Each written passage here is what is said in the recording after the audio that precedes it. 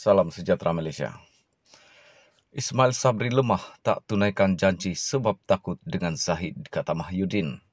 Sokongan kepada Datuk Seri Ismail Sabri Yaakob sebagai Perdana Menteri pada awalnya diharapkan dapat menstabilkan keadaan politik negara dan menguruskan negara dengan baik. Malangnya, beliau gagal menggalas tanggungjawab tersebut. Pengerusi Perikatan Nasional PN Tan Sri Mahyudin Yassin menyifatkan Ismail Sabri sebagai lemah apabila terpaksa tunduk kepada kehendak presidennya, Datuk Seri Ahmad Zahid Hamidi, sehingga tidak menunaikan perjanjian yang dibuat dengan parti yang menyokongnya. Saya panggil dia ke rumah dan beritahu Mail, Ismail Sabri, engkau jadi Perdana Menteri, tuan-tuan fikir macam mana agaknya dia naib Presiden UMNO. Dalam sejarah politik UMNO, ini kalau tidak dia presiden, tak pun timbalan presiden, tak pernah langsung naib presiden UMNO jadi Perdana Menteri. Saya buat macam itu untuk stabilkan politik negara dan supaya gabungan dalam Perikatan Nasional yang ada itu bersama dengan UMNO dapat kita pertahankan sampailah baru ini dibubarkan Parlimen.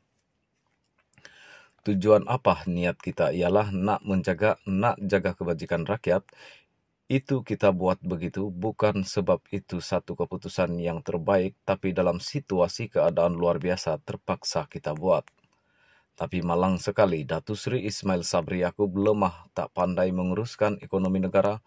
Masalah-masalah lain tidak terurus, malahan bila kita kata Ismail, kau jadi Perdana Menteri, kita ikat satu perjanjian, katanya semasa jelajah perintah di Perhiatin di Masjid Tanah Melaka malam tadi. Mahyudin mendedahkan berhubung kandungan dalam perjanjian yang dibuat dengan Ismail Sabri tersebut, antaranya melibatkan lantikan jemaah menteri, kota-kota jawatan senator dan termasuk semua parti komponen dalam kerajaan, perlu berbincang terlebih dahulu sebelum dibubarkan Parlimen. Namun Mahyudin berkata disebabkan takut kepada Zahid, semua perjanjian tersebut tidak ditunaikan dan dihormati Ismail Sabri hanya semata-mata bimbang akan dipersoalkan ketua partinya itu. Ikatan itu untuk memastikan walaupun dia Ismail Sabri ada di situ, dia kena hormatlah kita pakai Perikatan Nasional, pas ada kat situ, kita bersatu dekat situ, gerakan.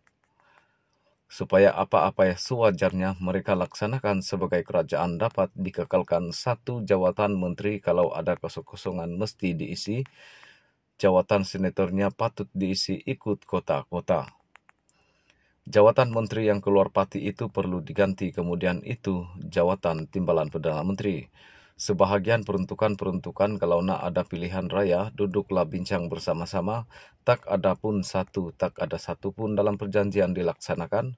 Patutnya hormat, saya nak cerita ini bukan pasal apa dia tak laksanakan kerana dia takut dengan Zahid Hamidi.